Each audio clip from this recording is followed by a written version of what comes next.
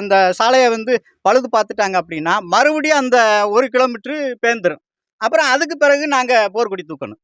அப்போ மொத்தமாகவே இந்த 3 கிலோமீட்டருமே வந்து ஒரே நேரத்தில் போடலை, செப்பனிடலை அப்படின்னா இந்த சாலை வந்து என்றைக்குமே சீரழிஞ்சு தான் போய் நிற்கும். அதே மாதிரி அந்த சாலையில் வர்ற பேருந்து பலமுறை சொல்லிட்டேன். எத்தனையோ ஊருக்கு இப்போ எம்எல்ஏ வந்து இப்போ கேவலசிக்கெலாம் வந்து புது பஸ் விட்டுருக்காங்க. டெப்போவில் வர்ற டிரைவர் கண்டக்டர் என்ன சொல்கிறாங்க, எம்எல்ஏட்ட போய் சொல்லி எப்படியாவது ஒரு வண்டி ஆல்ட்ரேஷன் பண்ணி புது வண்டி விடலைன்னாலும் ஒரு 20 வண்டி வருதுண்ணே, அதில் ஒரு வண்டியை கேளுங்க அப்படின்னு நாங்களும் எம்எல்ஏட்டையும் சொல்கிறோம், அவர் அண்ணன் குணசேகரன்ட்டையும் சொல்கிறோம். இதுவரையிலும் அதுக்கு எந்த ஒரு நடவடிக்கையும் இல்லை. ஒரு நாளைக்கு ஒரு வண்டி வருது, ஒரு நாளைக்கு வந்து 3 வண்டி வருது. ஒரு டைம் வந்து 32 வந்துச்சுன்னா மறு டைம் 33 வருது. எந்த கணக்கில் விடுறாங்க அப்படிங்கிறது எங்களுக்கும் தெரியல. 20ஆம் நம்பரு அடிப்படையிலிருந்து வந்தது சேஸு கட்டாகி ஒட்டு வச்சு அதெல்லாம் வந்து மக்கள் பிரச்சனையா வருங்கிறத வந்து அரசு அதிகாரிங்க வந்து நினைச்சு கூட பார்க்கறது இல்லைன்னு நினைக்கிறேன்.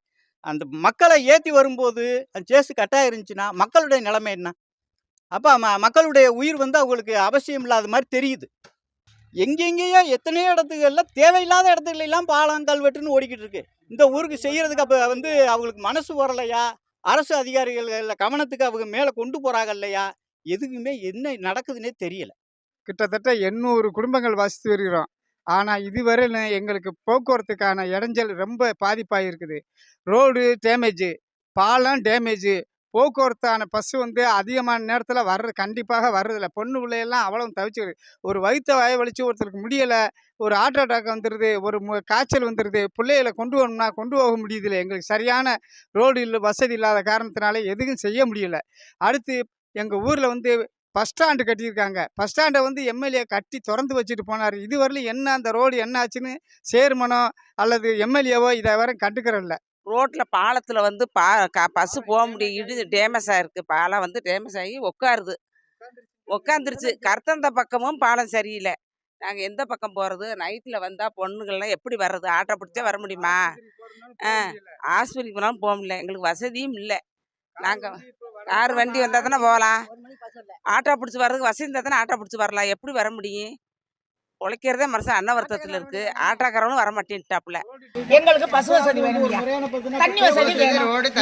ஆமா, எல்லாம் எங்களுக்கு இந்த ரெண்டை நீங்க செஞ்சு கொடுத்துருங்க, நல்லா இருப்பீங்க. ரோடு வந்து ஒரே ரீச்ல இருக்கணும். ஆமா, 3 கிலோமீட்டர் ஒரே ரீச்ல வரணும். ஒரே ரீச்ல வரலைன்னா எங்களுக்கு ரோடு வேணும். அங்க இருந்து தடுப்பு பொருளா வேணும். பாலம் வந்து 3 இடத்துல ஓட்ட விழுந்துருச்சு. அடுத்து எந்த பையன் உள்ள போய் அதுக்கு சொல்லி உள்ள விழுவான்னு தெரியாது. இப்ப இடையில ஒரு கார் உள்ள போச்சு தெரியுமா? அது மாதிரி போயிடும்.